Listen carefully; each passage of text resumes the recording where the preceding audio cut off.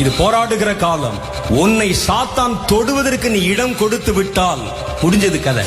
வேதம் சொல்லுகிறது, அநேக பட்டணங்களை பிடிக்கிறவனை பார்க்கிலும் தன் இருதயத்தை அடக்குகிறவனே பெரியவன். நீ ஒரு கிறிஸ்தவன், கிறிஸ்துவை ஏற்றுக்கொண்டவன், ரட்சிக்கப்பட்டவன், அபிஷேகம் பெற்றவன். அதெல்லாம் அப்புறம். எல்லாவற்றுக்கும் மேல உனக்கு ஒரு தகுதி இருக்கிறது. நீ ஒரு கடைசி கால தலைமுறை.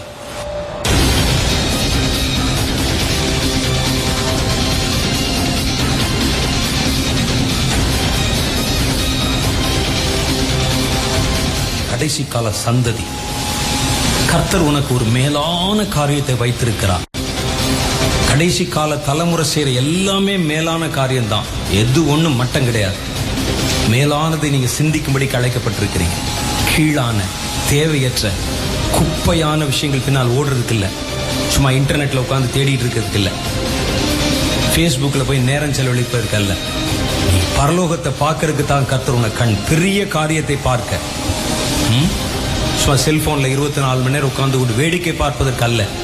உனக்கு கர்த்தர் கொடுத்திருக்கிற இந்த கண்கள் பரலோகத்தை பார்ப்பதற்காக, பரலோகத்தின் தரிசனங்களை பார்ப்பதற்காக. இயேசு சொன்னார், இது முதற்கொண்டு தேவ தூதர்கள் இறங்குகிறதையும் ஏறுகிறதையும் நீங்கள் காணவே காண்பீர்கள் என்று மெய்யாகவே மெய்யாகவே சொல்லுகிறேன். அதை பார்த்திருக்கே? அது வரைக்கும் நீ தூதர்களோடு பேசி இருக்கிறீர்களா? பழகி இருக்கிறீங்களா? பரலோகம் உங்களுக்கு சமீபமா இருக்குதா? இல்லாவிட்டால் என்ன கிறிஸ்தவர்கள் நாம யோசிச்சு பாருங்க.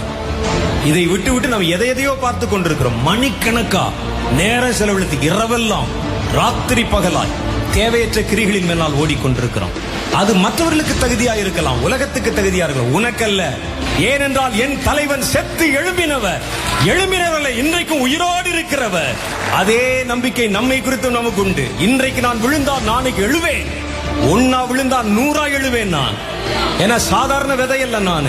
எனக்குள்ள இருக்கிற கிறிஸ்துவனுடைய வித்து. இது 30 அல்ல, 60 அல்ல, 100க்கு 100க்கு சொந்தமானது. எழும்பு, எழும்பு சீயோனே, உன் வல்லமையை தரித்துக்கொள்.